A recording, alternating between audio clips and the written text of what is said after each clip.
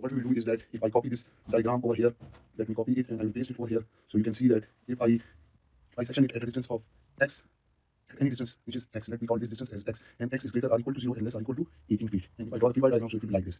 Let me draw it first here at this is your point 1 where you have R1 and R1 was 30 kip. And this distance where we cut the beam is x. Clear? And you can see you have a distributed load plus a triangular load. So this distributed load is 2 kips per feet. And what about the distributed load over here? Since we have 6 feet or a length of 18, so if I take 6 divided by 18, that will be equal to W divided by X. So from here we will get this W is equal to 6 by 18 multiplied by X. Okay, not 6, sorry. This was, the remaining was 4 kips. So correct it. So this is 4 feet. Let me take it. This was 4 divided by 18 divided is equal to W by 6. So 4 by 18. So we will get W will be equal to 4 by 18 into x. Okay, so what we will do is that we will convert this distributed load into a point load, so it will act at the middle of this beam, and that will be equal to 2 multiplied by the length over which it acts, and the length is x. Now here W is equal to 4 by 18 times x. So when this triangular load is converted into a point load, so it will be equal to 4 into 4 by 18 into x.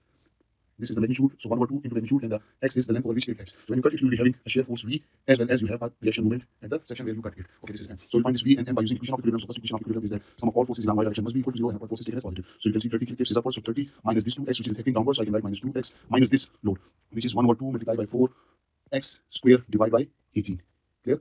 That is minus V is equal to 0. So as we are interested to find out V, so V is equal to 30 minus 2x, and this term 2 will cut with this also, 2x square over 18, so it will give you x square over 9. And the unit of this equation will be in kip. That this is your equation number 1. Now we find this M by using equation of equilibrium, the sum of all moment is equal to 0 and taking the counterclockwise moment as positive. Since we are taking it at a point and that is 1, so we will take sum of all moment about point 1 is equal to 0. So starting with the first load, which is 30 kips into x, about point 1 is producing clockwise moment, so it will be negative. So I can write minus 30 into x. The second load which is producing moment is 2x, and since this is a point load due to this distributed load, so it will act at a distance of x by 2 from this point 1, and that is producing counterclockwise moment, so it will be positive. So I can write it plus 2x, and perpendicular distance is x by 2. Let me write the perpendicular distance for that.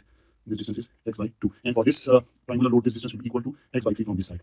Okay, the last load that is producing moment is this load, and perpendicular distance is x by 3, and this is also producing counterclockwise moment, so it will be positive. So I can write it plus 1 over 2 4 by 18 times x into x, and perpendicular distance is x by 3 is equal to 0. Okay, not 0. We have left the one term which is this momentum. You can see, and this counterclockwise moment is taken as, and the sum must be equal to 0. So from this we will get moment will be equal to 30x minus x square, and this 2 it will be 2 will cut with this, so 9 minus x cube over 3 8. Okay, x by 3, so it will be 2 into 9 and 3 9 are 27, and this will be the moment equation, and the unit will be kips into feet. This is your equation number 2. If you want to check whether equation number 2 is correct or not, so we know that this shear force is equal to dm over dx. So if you take derivative of this equation dm over dx, so it will be equal to 30 minus 2x minus 3x square over 27, which will give you 30 minus 2x minus x square over 9, and that is equal to shear force, and which you can confirm from equation number 2. These are same, so it means that your equation of the second equation number 2 for the moment is correct.